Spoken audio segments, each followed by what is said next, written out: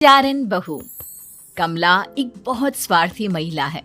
उसने पैसों के लिए एक ऐसे इंसान से शादी की जो पहले से शादीशुदा और एक बच्चे का पिता भी था। कमला के पति को मरे हुए एक अरसा बीत गया है। अब वो अपने सौतेले बेटे वैभव के साथ रहती है। वैभव के दिल में अपनी माँ को लेकर इतना डर है कि वो अपनी माँ के सामने एक शब्द नहीं बोल पाता। उसकी माँ जो कहती है उसको सर झुकाकर वही मानना पड़ता है। वैभव, तुमने अभी तक घर का काम क्यों नहीं किया? तुमसे कितनी बार कहा है कि सूरज निकलने से पहले तुम घर की साफ सफाई पूरी कर दिया करो। वैभव कुछ नहीं बोलता, चुपचाप सर झुकाए अपनी माँ की बात सुनता रहता है।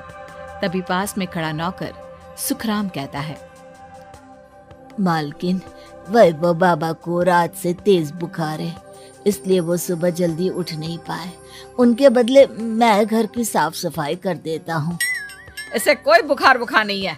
मैं इसे अच्छी तरह से जानती हूँ। ये सब काम न करने के बहाने हैं। सुखराम काका, बोल दो इसे, सारे घर का काम यही करेगा। और इससे समय पर अपना काम पूरा नहीं किया तो इससे आज का खाना भी नहीं मिलेगा। मगर मालकिन, वैभव बाबा की सच में ही तबीयत खराब है, आप एक बार देख तो लीजिए। कमला बिना कुछ बोले वहां से चली गई और बेचारा वैभव तेज बुखार में भी काम करता रहा।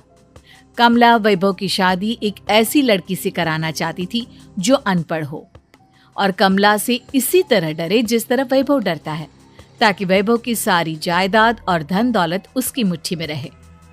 लेकिन आज के जमाने में ऐसी लड़की मिलना मुश्किल है। कमला कार में यही सब कुछ सोचती जा रही थी कि तभी रास्ते में, अरे ड्राइवर, तुमने कार क्यों रोक दी? और ये इतना शोर कैसा? मैडम, आगे कुछ बंजारों का खेल चल रहा है, इसलिए भीड़ लगी है। मैं अभी भीड़ को साइड में करवाकर कार निकालता हूँ। ड्राइवर भीड़ को साइड करके कार निकालने की कोशिश करने लगा कि तभी कमला की नजर रस्सी पर चल रही एक फुलवा नाम की बंजारन पर पड़ी।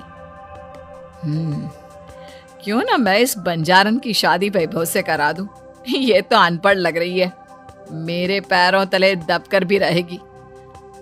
मुझे अभी इसके माँ बाप से बात करनी होगी। ये सोचकर कमला ने उन बंजारों से बात की और उन्हें शाम को अपने घर बुलाया। फुलवा के माता पिता वहां उसे लेकर आ गए। उन्होंने इतना आलीशान घर पहले कभी नहीं देखा था। अच्छा हुआ आप लोग आ गए। देखिए, मुझे घुमा फिरा कर बात करने की आदत नहीं है, इसलिए सीधे सीधे मुद्दे पर आती हूँ। मुझे आपकी बेटी बहुत पसंद है। मैं अपने इकलौते बेटे की शादी आपकी बेटी फुलवा से कराना चाहती हूँ। इसके बदले में आप जो चाहो वो ले सकती हैं। तभी फुलवा की माँ कहती है, ये क्या कह रही है मैम साहब? कहीं आप हमारी गरीबी का मजाक तो नहीं उड़ा रही ना? आप मेरे बेटे से मिल लो। अगर आपको मेरा बेटा पसंद आता है तो मैं कल से ही शादी की तैयारी शुरू कर दूंगी। सुखराम, वैभव को लेकर आओ। फुलवा अपनी माँ के कान में फुसफुसाती है, माँ, कहीं इस मेम साहब का छोरा पागल तो ना है? फुलवा अपनी माँ से बात कर रही होती है कि वैभव वहां आता है। फुलवा उसे देखती ही रह जाती है और उसके माता पिता उसकी शादी तय कर देते हैं। शादी वाले दिन किसी को फुलवा और वैभव की बेमेल विवाह की बात समझ में नहीं आती। फिर भी एक औरत कमला से पूछ ही लेती है, कमला जी, आपने अपने इकलौते बेटे की शादी देहाती गवार से क्यों करा दी? ये बंजारन आपके घर की बहू बनने लायक तो नहीं है। कम से कम अपने स्टेटस का ही ख्याल कर लिया होता। बहू तो अपने टक्कर की लाती, आपने तो बंजारन को ही बहू बना लिया। अब कमला को समझ में नहीं आ रहा था कि इस बात का क्या जवाब दे। वो कुछ देर चुप रही और सोच समझ कर कहती है, बहन जी, आपको तो पता है आजकल के बच्चे किसी की बात कहाँ सुनते हैं। मैं तो अपनी बहू एक पढ़ी लिखी और अपनी सोसाइटी की ही ढूंढ रही थी।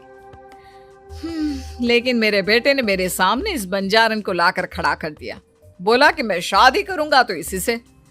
अब भला मैं क्या करती, मुझे अपने बेटे के सामने झुकना ही पड़ा। कमला की ये बातें सुखराम भी सुन रहा था। उसने ये सारी बातें वैभव को जाकर बता दी। काका, मैं तो फुलवा को जानता भी नहीं, फिर माँ मेरे बारे में झूठ क्यों कह रही है? अरे बेटा, तुम कितने भोले हो, तुम्हें कुछ भी नहीं पता। तुम्हारे पिता अपनी सारी संपत्ति तुम्हारे नाम करके गए हैं। तुम्हारी माँ नहीं चाहती कि ये संपत्ति तुम्हें मिले, इसलिए उन्होंने तुम्हारी अनपढ़ लड़की से शादी करवाई ताकि तुम्हारी तरह वो भी अपने हक के लिए आवाज ना उठा सके। सुखराम काका, मैं क्या करूं, आप ही बताओ। माँ के सामने आते ही मेरे हाथ पैर कांपने लगते हैं। मैं माँ को कुछ भी नहीं कह पाता। वे दोनों बात कर ही रहे थे कि अचानक कमला वहां आ गई। कमला को देखकर दोनों घबरा गए।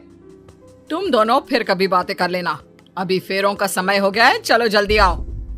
इस तरह फुलवा और वैभव की शादी हो गई। अगले दिन कमला ने फुलवा को बुलाया और उसे नसीहत देने लगी। देख बंजारन, तुझे मैंने अपनी बहू बना तो लिया है, लेकिन तुझे इस घर में आँख कान मुंह बंद करके रहना होगा। घर का काम कर और अपने पति से मतलब रख, समझी? कमला का ऐसा रवैया फुलवा को बिल्कुल समझ में नहीं आया। उसने वैभव से इस बारे में बात की। सुनिए ना, माँ जी ने जिस तरह मुझसे बात की मुझे अच्छा नहीं लगा। शादी से पहले तो वो मुझसे बहुत अच्छे से बात कर रही थी, लेकिन शादी के बाद उन्हें क्या हो गया? तुम ज्यादा मत सोचो, जैसा माँ कहती है वैसा ही करो। ये कहकर वैभव वहां से चला गया। अगले दिन वैभव को घर के नौकरों की तरह काम करता देख फुलवा को बहुत हैरानी हुई। फुलवा ने इस बारे में सुखराम काका से बात की तो सुखराम काका ने फुलवा को सारी बात बता दी। अब फुलवा को समझ में आ गया कि उसकी सास ने एक बंजारन को बहू क्यों बनाया। एक दिन वैभव घर का काम कर रहा था, तभी उससे कांच की प्लेट टूट गई। किसने गिराई ये कांच की प्लेट? वैभव को वहां खड़ा देख कमला ने छड़ी